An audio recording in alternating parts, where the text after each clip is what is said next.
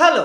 അപ്പോൾ 3 പേർക്ക് കൂടി ഭാരതരത്ന പുരസ്കാരങ്ങൾ പ്രഖ്യാപിച്ചിരിക്കുകയാണ്. ഇന്ത്യയിലെ ഏറ്റവും വലിയ സിവിലിയൻ ഓണറായ ഭാരതരത്ന ഇത്തവണ 5 പേർക്കാണ് ലഭിച്ചിരിക്കുന്നത്. ഇതിനു മുമ്പ് 99-ൽ 4 പേർക്ക് നൽകിയിരുന്നു. ആ റെക്കോർഡിനെ മറികടന്നിരിക്കുകയാണ് ഈ വർഷം.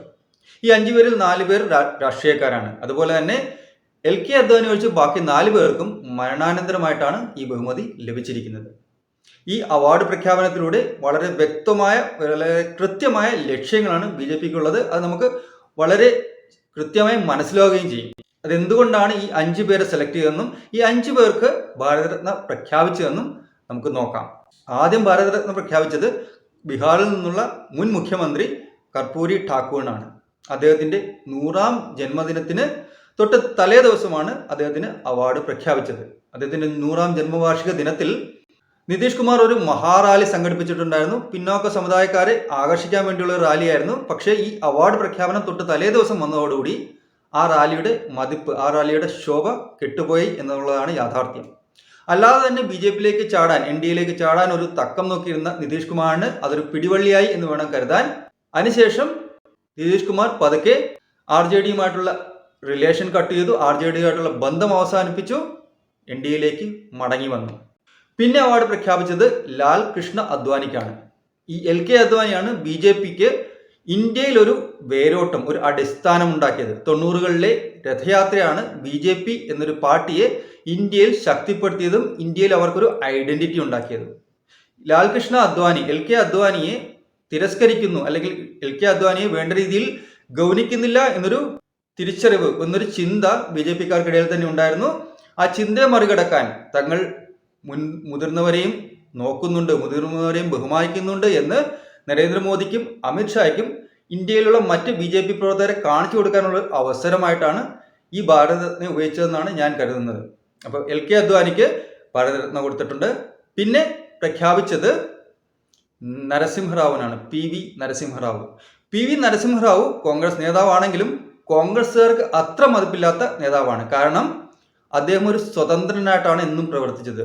നെഹ്റു ഫാമിലിയുടെ തീരുമാനങ്ങൾക്കോ നെഹ്റു ഫാമിലിയുടെ ചിന്തകൾക്കോ ഒരിക്കലും അദ്ദേഹം വില കൊടുത്തില്ല. അദ്ദേഹത്തിന്റെ തീരുമാനങ്ങളെല്ലാം അദ്ദേഹം തന്നെയാണ് എടുത്തിരുന്നത്. അതുപോലെ തന്നെ നെഹ്റു ഫാമിലിയിൽ നിന്ന് അല്ലാതെ ഏറ്റവും ആദ്യം 5 കൊല്ലം തികച്ചു ഭരിച്ച പ്രധാനമന്ത്രിയും അദ്ദേഹമാണ്. പിന്നീട് വന്ന മൻമോഹൻ സിംഗ് ഭരിച്ചിട്ടുണ്ടെങ്കിലും മൻമോഹൻ സിംഗ് പലപ്പോഴും സോണിയാഗാന്ധിയുടെ ഒരു കള്ളിപ്പാവ്, അല്ലെങ്കിൽ സോണിയാഗാന്ധിയുടെ തീരുമാനങ്ങൾക്കനുസരിച്ച് പ്രവർത്തിക്കുന്ന ഒരു വ്യക്തി മാത്രമായിരുന്നു എന്നാണ് പലപ്പോഴും തോന്നിയിട്ടുള്ളത്. എന്തായാലും നരസിംഹറാവുവിനെ കോൺഗ്രസ്സുകാർക്ക് അത്ര താല്പര്യമില്ല എന്ന് BJPക്ക് അറിയാം. അതുകൊണ്ടാണ് അദ്ദേഹത്തിന് ഭാരതരത്ന കൊടുത്തതും അദ്ദേഹത്തിന്റെ ഛായാചിത്രം പാർലമെന്ററി ഹാളിൽ തൂക്കിയതും BJP തന്നെയാണ്.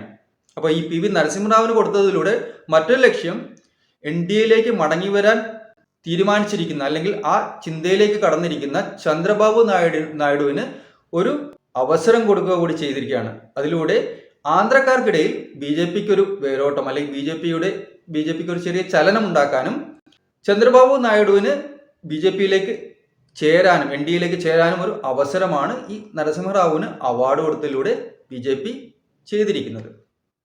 പിന്നെ കൊടുത്തത് ചൗധരി ചരൺ സിംഗ്, മുൻ പ്രധാനമന്ത്രിയായിരുന്ന ചൗധരി ചരൺ സിംഗിന് ഭാരതരത്നമുണ്ട്. ചൗധരി ചരൺ സിംഗിന്റെ ഗ്രാൻഡ്സൺ, പേരമകനായ ജയൻ സിംഗ് RLD, രാഷ്ട്രീയ ലോക്ദൾ എന്ന പാർട്ടിയുടെ നേതാവാണ്. ഈ രാഷ്ട്രീയ ലോക്ദൾ ഇപ്പോൾ ഇന്ത്യ അലയൻസിന്റെ ഭാഗമാണ്. UPയിൽ നിന്നുള്ള RLD ഇപ്പോൾ ഇന്ത്യ അലയൻസിന്റെ ഭാഗമാണ്. ഉടൻ തന്നെ 1-2 ദിവസത്തിനുള്ളിൽ തന്നെ RLDയും NDAയിലേക്ക് തിരിച്ചു വരും. അതിനുള്ള ചർച്ചകൾ നടക്കുന്നു.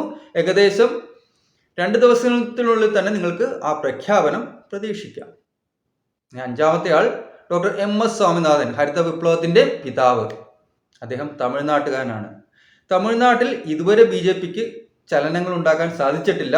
ഇത്തവണ ചെറിയ ചെറിയ ചലനങ്ങൾ ഉണ്ടാകുന്നുണ്ട് മുൻ IPS ഓഫീസറായ അണ്ണാമലയുടെ കഴിവിൽ. അണ്ണാമലൈ വേണ്ട രീതിയിൽ പ്രവർത്തിക്കുന്നുണ്ട് എന്നാണ് പുറമേ നിന്ന് നോക്കുമ്പോൾ നമുക്ക് കാണാൻ കഴിയുന്നത്. ഈ ഡോക്ടർ MS സ്വാമിനാഥന് അവാർഡ് കൊടുത്തതിലൂടെ, അദ്ദേഹം ഒരു തമിഴ്നാട്ടുകാരനാണ്, അദ്ദേഹത്തിന് അവാർഡ് കൊടുത്തതിലൂടെ BJP തമിഴർക്ക് മുന്നിലും തങ്ങൾ അവരെയും കൺസിഡർ ചെയ്യുന്നുണ്ട് എന്ന് പറയാതെ പറഞ്ഞിരിക്കുകയാണ്.